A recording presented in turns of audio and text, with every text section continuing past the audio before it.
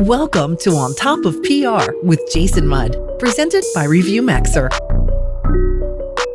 Hello and welcome to On Top of PR. I'm your host, Jason Mudd with Axia Public Relations. Today, we're joined by Tyra Tutor of Adecco Group. Tyra is a longtime friend and client of mine and one of my favorite people in the world. So Tyra, welcome to the show.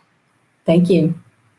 We're really glad to have you here. Tyra's Adecco Group career spans almost 30 years with roles leading investor relations, communications, marketing, mergers and acquisitions, special projects, and more. She's in her fifth year as president and CEO of TAD PGS, Adecco Group's government solution subsidiary. Tyra, it's hard to believe that we are old enough to be doing this for 27 years.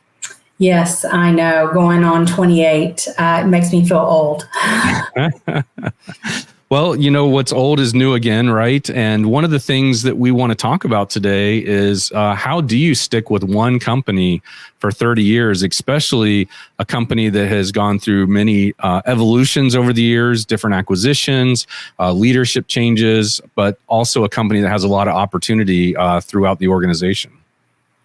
Yeah, I would say if it hadn't been for all the change, I may not have been here for 28 years. Sometimes when I give my tenure and I'm talking to someone who say 25, I can see the horror in their eyes, wondering how you could have the same job for that long. But the change, the transition, all of that really explains why have been at this company so long and just so many opportunities. I wasn't in one job doing one thing. I got the opportunity to do a lot of different things.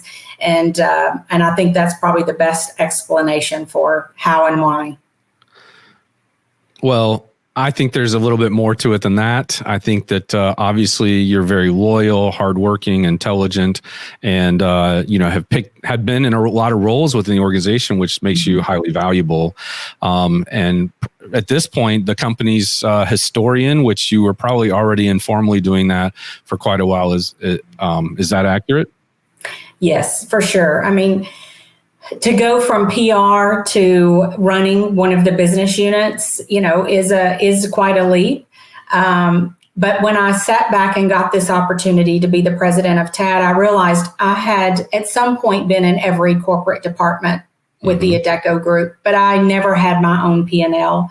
So this last 5 years has been very different than the first, say, 23, but probably my most rewarding. Yeah.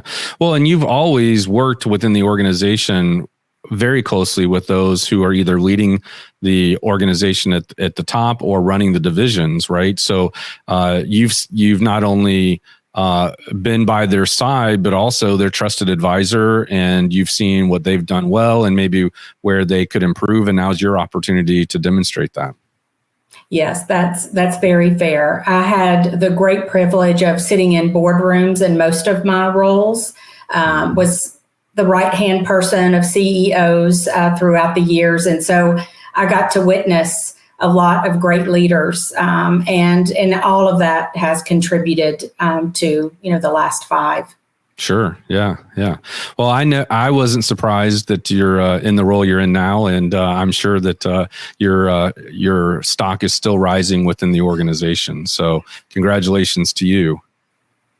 So, any other tips or thoughts on how do you stay with the same organization for 30 years and continue to not only be fulfilled yourself, but also adding constant value?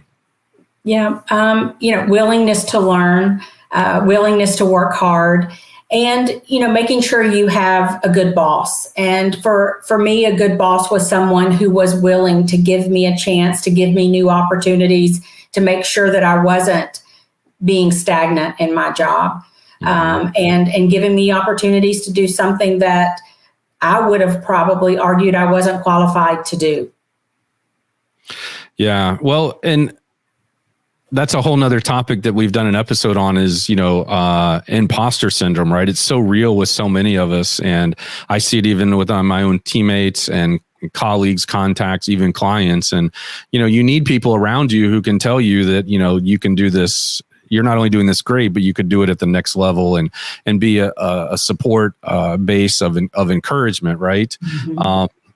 Just yesterday I was talking to somebody and they're like, well, I don't know if I can handle this and if I should do that. And I'm like, well, if you don't think you can, then you won't. But I believe in you, or else I wouldn't have given you this opportunity and responsibility. So I think a lot of times we're our own worst enemy and not as supportive of ourselves and telling ourselves all the good things that we do. So Tyra, you've had a unique career journey. You started out in accounting, ended up being senior vice president of marketing, senior vice president of corporate development, now president CEO of your own division.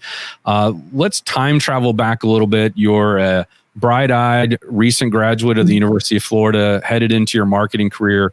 In just a few moments, can you summarize for us your career journey and how, where you've been in the last 27 years that, the process of transitioning from accounting to your next role, and then how did you find marketing and all that? I think we talked a little bit already about how you got your own division, but let's talk about that journey from accounting graduate to, marketing.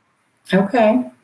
So I got my accounting degree from the University of Florida and decided I wanted to work Big Four. So to date myself, Coopers & Lybrand, now PwC. And I was a tax accountant. My master's is in tax. And quickly I began to work on one company only. And that company was called AccuStaff. And they were buying a lot of companies. They were going public. And it was really the only client that I worked on.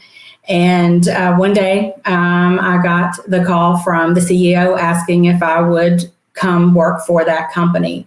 So ironically, I could argue that I've worked for the company I'm at now for 32 years, because those 5 years were mostly supporting this company at the time called AccuStaff. Many name changes. Anyone from Jacksonville will probably recognize the brand Modus. We had the name on top of the building for a while. But about 13 years in, Adecco Group purchased the company. It was called MPS Group at the time. And so it's hard to believe, but about half of my career now with the company was pre-Adecco Group and now post-Adecco Group. How about that? Yeah. But most of my first, say, 10 years was a lot of investor relations, used some of my accounting and tax background, but then it morphed into marketing and then PR. And there's not many accountants that somehow end up getting to be in charge of PR.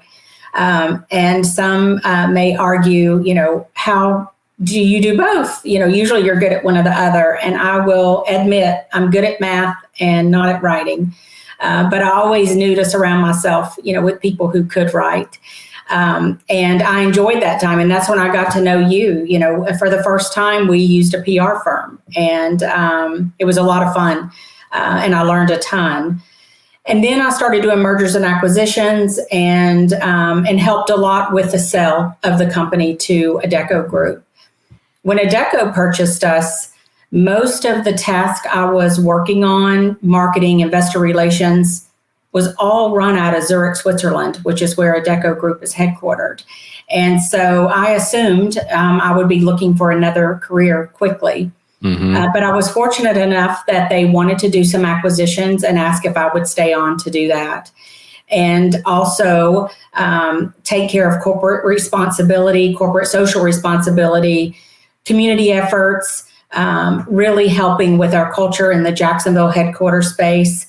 And I got to do a lot of the stuff that I was doing before that meant a lot to the colleagues in Jacksonville, while also learning a new trade with buying back franchises and looking for companies for the Adecco Group to purchase.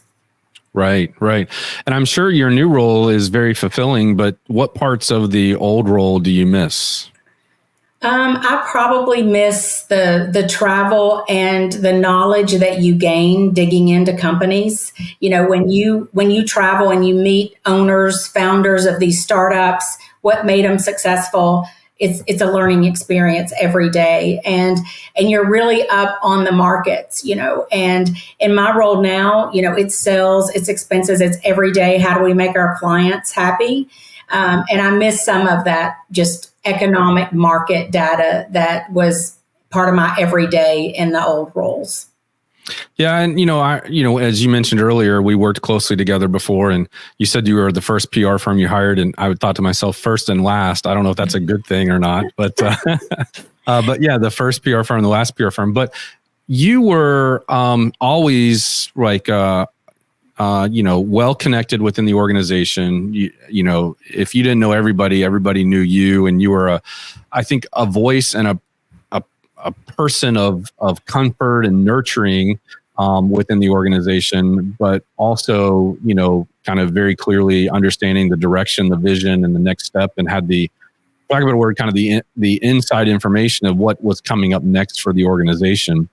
Also, somebody I learned a lot about from, finance, acquisitions, and deal making, and your connections to Wall Street and investors and things like that. So it almost sounds like, obviously a new challenge, but also one with perhaps, and please correct me if I'm wrong, because I could very well be wrong, but perhaps less external forces that are influencing the changing winds, right? So one thing we've collaborated on before is like your company might be performing great, but if Wall Street's just unhappy with your vertical or your industry, and not even your company, your peers are down, they're going to give you a hard time as well. Mm-hmm.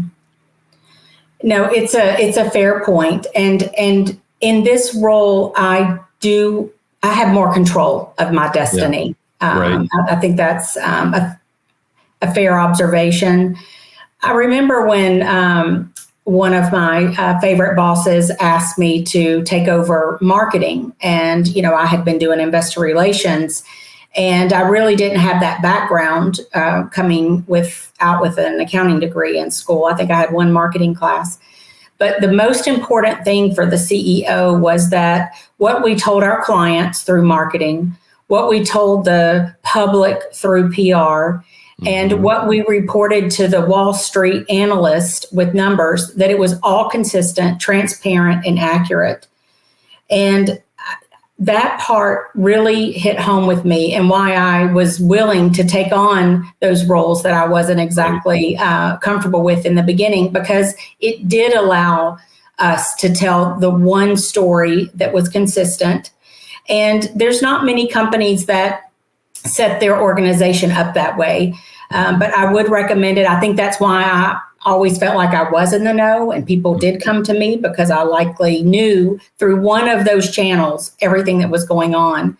And when you do put someone in a role like that, it's less likely that an external factor may surprise you. I usually wasn't totally surprised by having my hands in all those different buckets. But even so, there's just things you can't control. Yeah, absolutely. There was a lot of value, I think, in what you just said, as far as making sure, what you're telling shareholders, what you're telling employees, what you're telling the street, and what you're telling the public, how well those work together on behalf of one organization. So just kind of thinking back, about, putting together a team, what kind of tips do you have for putting together a team, to complement strengths? What do you look for when you're thinking about kind of PR, marketing, communications? What kind of strengths are you looking for within your organization? Yeah. I'm always looking for someone who has talents that I do not. But besides that skill set, I would say a work ethic. There's certain things that you can train and you can get better at, but I just like to surround myself with people who love to work hard. And I'm not saying don't have balance, but when they're at work, they're working hard, they have a good attitude and ready to do whatever it takes, to finish a job and give ourselves a well done. Nice. So one more question before we head in the break, and that would be, what are some we've kind of alluded to this, but what are some best practices that our audience should know about investor relations, especially those who are either, not doing it today because they've got a strategic partner that's handling it, whether it's a coworker or an outside IR firm, or maybe they're being asked to take on this new responsibility that they've never done before. Could you just kind of off the cuff here share a few recommendations? Yeah, it was probably one of my favorite corporate jobs. And I think the advice would be you must be in meetings with the CEO, with the CFO, in board meetings. You have to be in the know. And then you have to use that information with discretion, because the most important thing about investor relations is that no information gets to anyone before it's available to everyone. And so making sure that data is disseminated publicly, timely, and that there's no leaks and there's no favoritism on sharing information. And as long as you have that discretion and you are staying in the know, then you're going to be great at investor relations. Oh, very nice. Very nice. Okay. Well, with that, we're going to take a quick break. I want to talk to you on the other side about marketing multiple brands for different niches, and then talk about kind of, your experience now working as a CEO, as well as, the future of remote and virtual roles in the workforce. So with that, we'll be back on side with more On Top of PR with Tyra Tutor. You're listening to On Top of PR with your host, Jason Mudd. Jason is a trusted advisor to some of America's most admired and fastest growing brands. He is the managing partner at Axia Public Relations, a PR agency that guides news, social, and web strategies for national companies. And now, back to the show. Welcome back to On Top of PR. I'm your host, Jason Mudd, joined by Tyra Tutor of Adecco Group, and now TAD PGS. I got to get used to saying that, Tyra.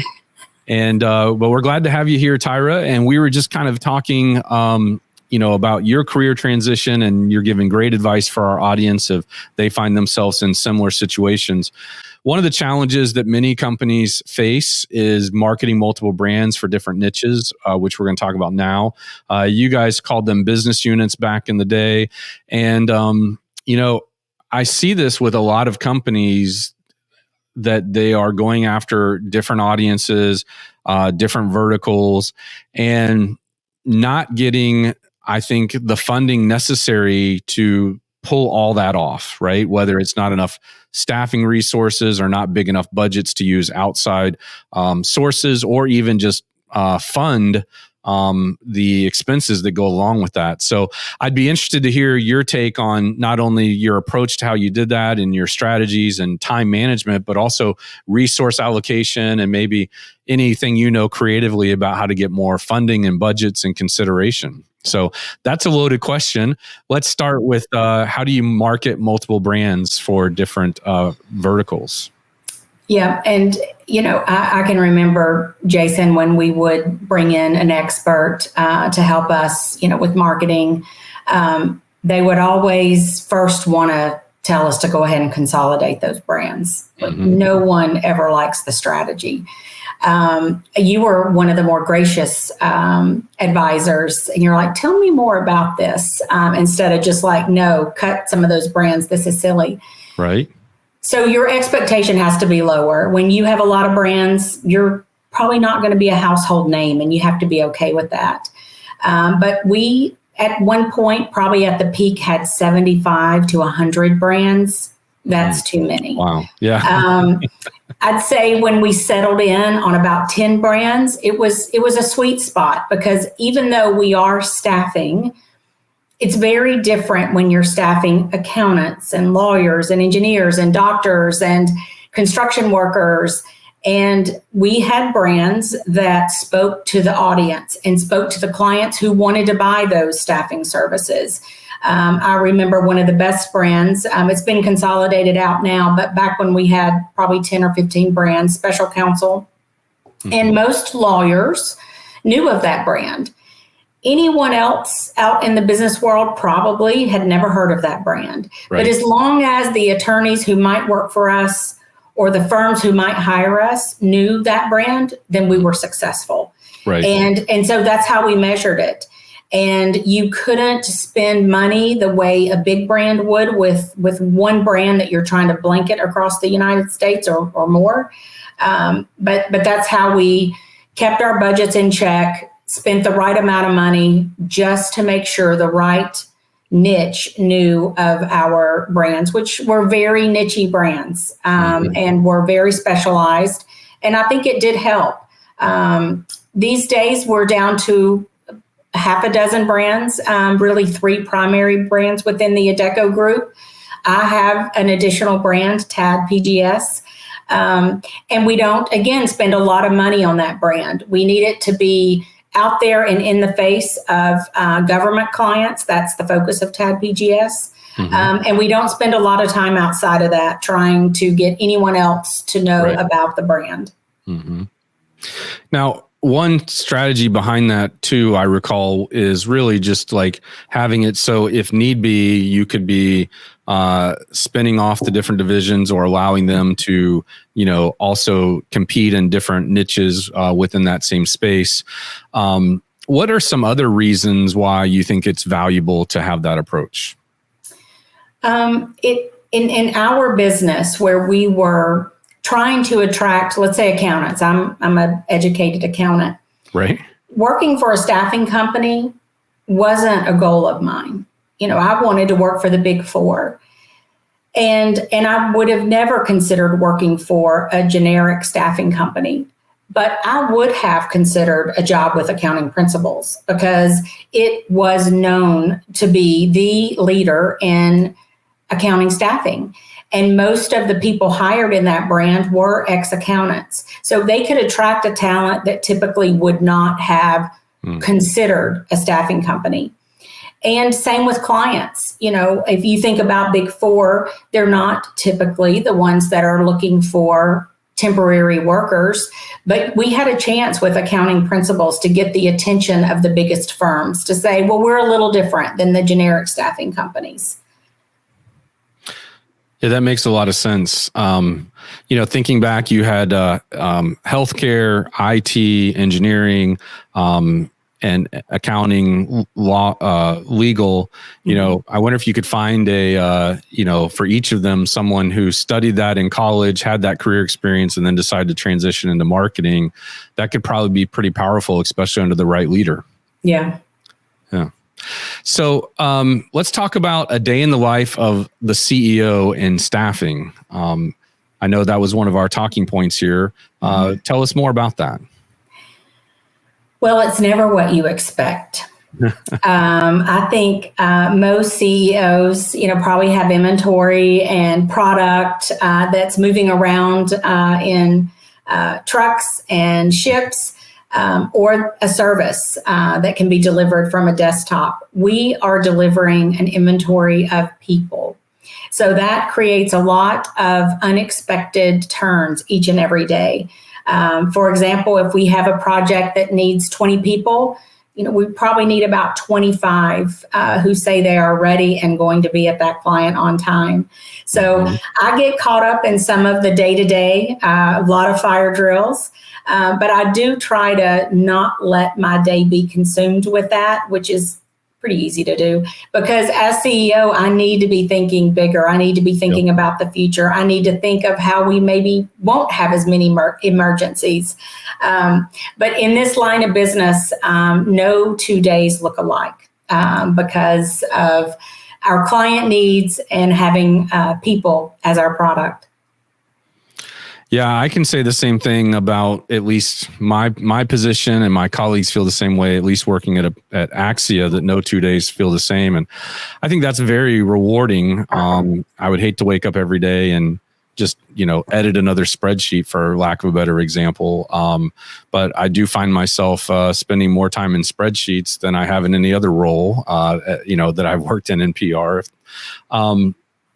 And is there any advice you would give to someone who perhaps is an audience member currently working in communication, PR, or marketing, who aspires to be in that CEO suite? Yeah. Work hard. Be there when no one else is there. Do the task that no one else wants to do. I, a lot of times, held roles, took on tasks that was not in my job description. And sometimes that would get me in a meeting I wouldn't otherwise be in. And that could have been the difference where I got noticed and got an opportunity to do something else. So never feel like you're tied to your job description. Do whatever might get you exposure. If nothing else, exposure that you're a hard worker and willing to do anything. Be a good communicator. I knew a lot of things going on and never told anyone. It's to use discretion. If you have information, hold it, use it for good indirectly if you can, but you have to get knowledge and not share and just always be positive.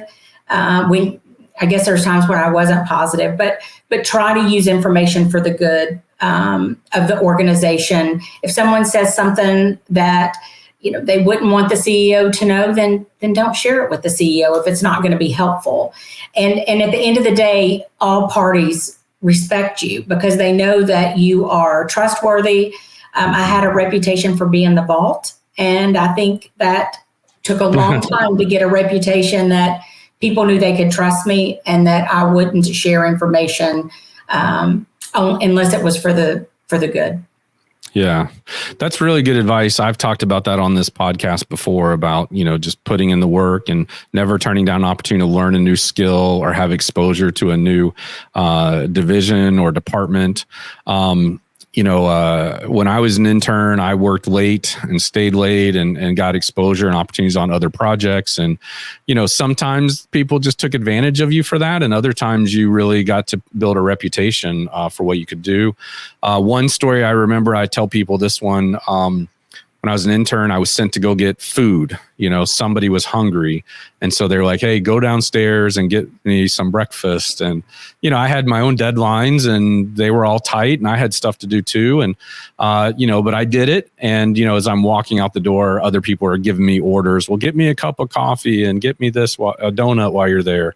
And I was like, oh, brother, And so I went down there, placed the order, and I'm sitting at the counter waiting. And some guy just starts a conversation up with me and, things progress and he's asked me questions. And in that moment, he was like, hey, you should come apply for a job with our company, and I didn't explore it because it just wasn't something that excited me. But that's an example of I was dragging my feet to go get food for somebody. And meanwhile, there was a networking opportunity that I didn't realize, Yeah, I have mine's not exactly the same, but when I started at Coopers & Lybrand, I was always the last one to leave intentionally. And I remember one night there was a tax return that needed to make the midnight drop off at the downtown post office. And, it got finished and they needed to figure out how to bind this tax return that was, 2 inches thick.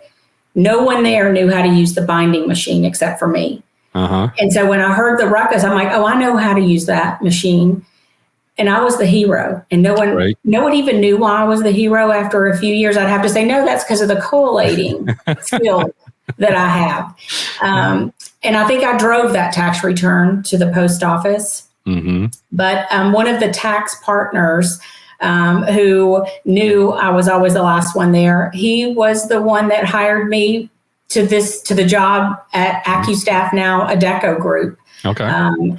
And when he left the company to go work for AccuStaff, we did all the executives' returns there. And it was a special request that I worked on those returns because, they knew I would be there till it got finished. Right. And even if you came in on the 15th of April, you would get your tax return finished.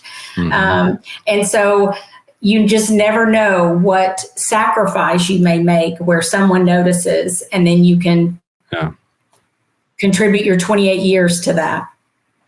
Yeah, there you go. I like that. Somebody recently, over the years, I've heard the expression that you're only as good as your worst project or your worst delivery, right? And that can seem harsh in some cases, but that's what people tend to remember.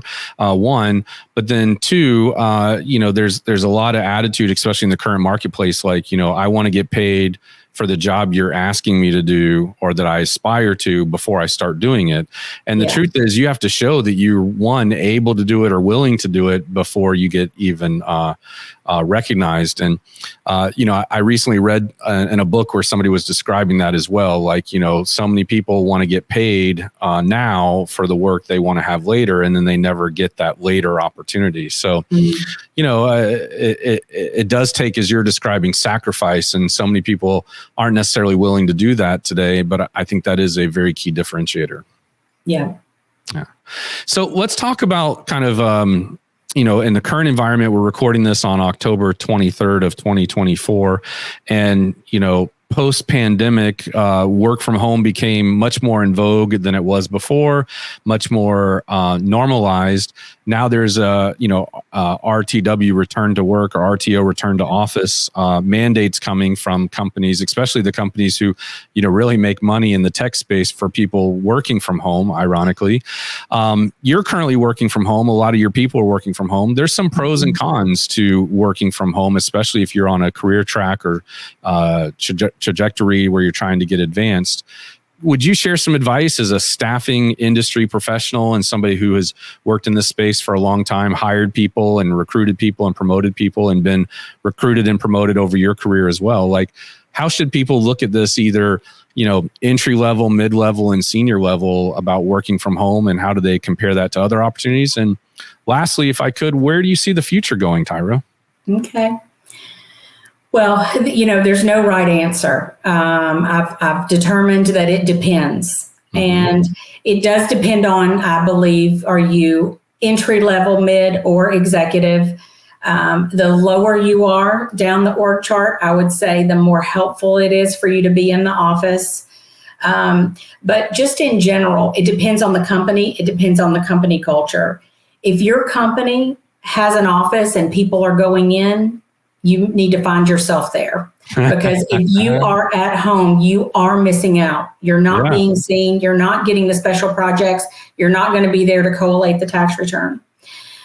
I get my job done effectively at work, which is home, I believe. But when I do go to the office, I find that I am more tired. I do think you get more production, not to mention the commute and everything that goes with it when you're at the office. Right. But I do think companies that aren't providing common sense flexibility will lose good workers. And some examples, we hired a lot of people outside of the market during COVID, because we weren't all going to the office. Mm-hmm. And so now we have managers that don't sit in the same city as the workers who may have been here long before the pandemic.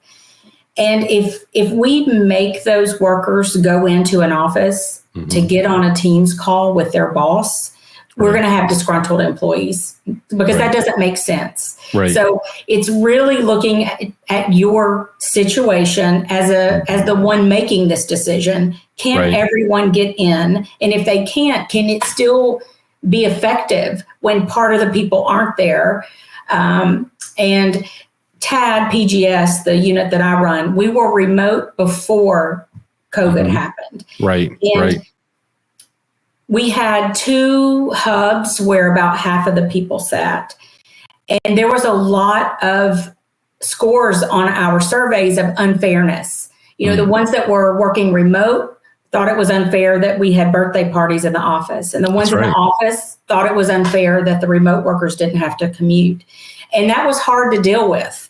Now we are 100% remote, and my fairness scores are better. Right.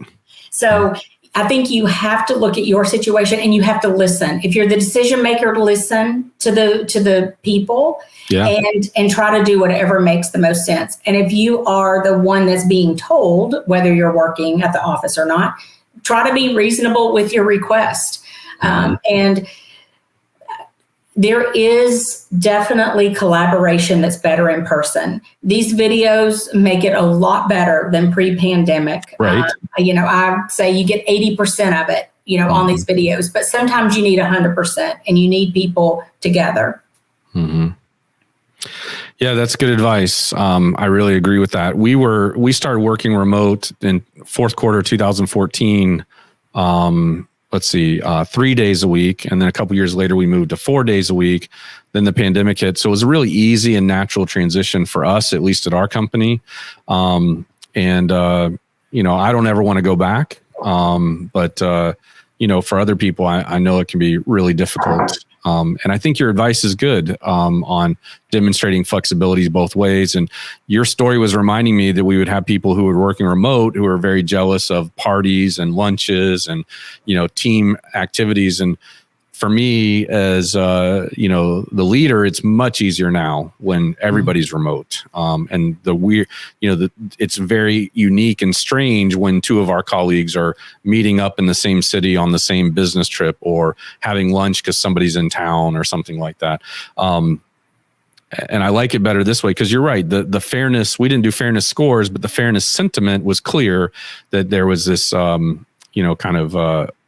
a double-edged sword we were working through. So, Tyra, one more thing I want to just say as we're wrapping up here, and certainly I'll give you an opportunity to share any closing thoughts or recommendations or even a tip of a book or something that you highly recommend. But one thing I remember about working with you is that, and I use this story quite a bit, you were always willing to help. And the example I will give is you understood the importance of investing in relationships. And so several times I know, like, you were working at a publicly traded company and a beat writer would contact, me or you and say, hey, can you help me understand this earnings report from some other company or why this company would be making these types of moves as a publicly traded company or just something like that. And you are always willing to help. And I know you already know this, but I want our audience to know how beneficial that played out over the long term, right? So in the short term, you were busy, you had other stuff to do, but spending an hour guiding a reporter on how to read a financial statement or how to understand an earnings report or, kind of what questions they should be asking behind, an announcement, say a press release they got. They're trying to say, okay, but what should I be asking to get to the real story here? And you were always willing to pay that forward. And I know that came back, multiple fold for us with that same contact and just kind of building the relationship. So, in my mind, you're like the role model for doing that well. And, so many other people I think are like, well, I did all this work. What do I get? One chief strategy officer said, well, I was helping all these, before they hired us, I was helping all these reporters out. And I finally put my foot down. I said, I'm never going to help you again unless you write, the next story you write is about our company. And guess what? That reporter said, well, thank you. I'll have a nice day, and never talk to them again, which is why he had to bring us in to fix that. Because he had, and not only did he stop with the first person, but then he just kept doing that consistently to where these people were like, hey, I don't need you like this. I appreciate the help. And I told him, I said, if you would have just stayed the nice guy, you probably would have gotten what you wanted eventually and in the nearer term. But now, you were a jerk about it. And he was the first to admit it, which is why he called for help. But my point is that, take that high road and don't always expect, something in return. You were the master class, I think, Tyra, on how to do that well. Well, I appreciate that. And I think I do sort of have a nature of being nice, but I'll give you an example of how that paid off. We were doing a town hall. We were moving locations and we were about to tell all of our local colleagues that we were moving. So, this is a change and we'd worked really hard to get the messaging right and make sure that everyone knew what it meant for them. And the reporter at one of the large papers found out about it a few hours before the town hall and called. And I think that goodwill that we had built kept them from putting that story out until after the town hall, right, which made a huge difference in how the colleagues found out about it, how they could digest it. Because if that would have hit the paper and spouses and kids were calling their parents and to say, what happened? What does this mean for you? It could have been a disaster. And, I basically just said, please hold that for 3 hours. Yep. And it was a risk because what if someone else would have found out about it and published it and they wouldn't have gotten, the story out first. Right. And that probably helps lead into what I'd like to say about just being nice, paying it forward, giving back. And it would be mentoring. So, I've been in staffing, but I've never been a recruiter. Technically, I guess I have recruited, but sure, I get a lot of calls. A lot of calls from people who want help finding a job. Friends, kids of friends, parents of friends, siblings of friends. And I always say yes. I will at least give one phone call and give them any advice I have, because I've been in staffing for 28 years. So I do know a lot about how to get a job. And so I want to share that. But when someone's really motivated, because I'll say, you should follow up with me in 3 weeks, you should do all these things. The ones that do, I will stay with them as long as they would like me to stay and continue to give them whatever advice I have. I feel like at the end of the day, I've learned as much as they have, if not more.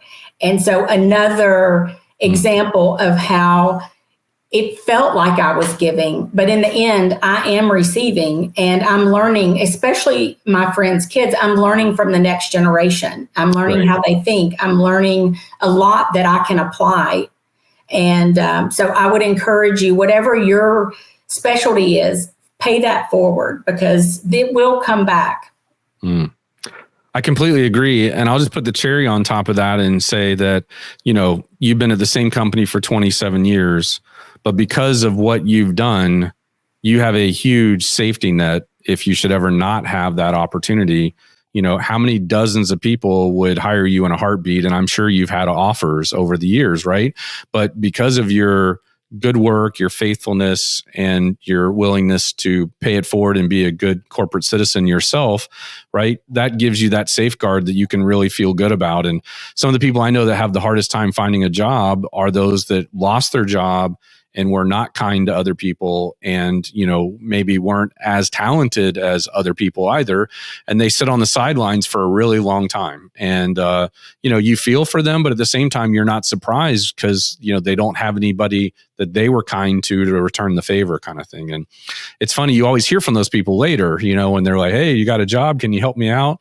And you think, gosh, I could, but I remember how you treated other people, and I think that's just so important. And, we can work all day long and not have a personal life, but at some point, right, there's more to work in life, and it's about friendships, relationships, and, family. And so, we always talk on this show about the importance of self-care, and this is another way of self-care, right? Being nice to others actually makes you feel better, and it doesn't cost you anything. Hey, Jason, you just said put a cherry on top, which reminds me of a book that you need to read. I'm going to send it to you. So Put a Cherry on Top was written by Joyce Russell. She is in the staffing industry, but she ran a business unit for Adecco Group, the Adecco brand, for many, many years. And a few years ago, transitioned to the foundation. And as part of that, she wrote a book.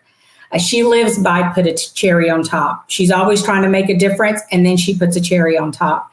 And it's a great book that I'm gonna mail out to you. Awesome. Thank you. I look forward to getting that. Tyra, thank you for being a great guest. It's always great to reconnect with you. And I just really appreciate you and our friendship over the years, and, look forward to continuing to and monitor your growth and success at the company. And as always, is there anything I can do for you, please let me know. I will. Thank you so much. Yeah. So in the episode notes, we'll put a link to that book. We'll also put a link to Tyra's LinkedIn profile so you can get more familiar with her. And if you found value in this episode today, do us a favor and share it with a friend or colleague. I'm sure they will thank you for that. And with that, this is Jason Mudd with Axia Public Relations, helping you stay on top of PR and signing off. Be well.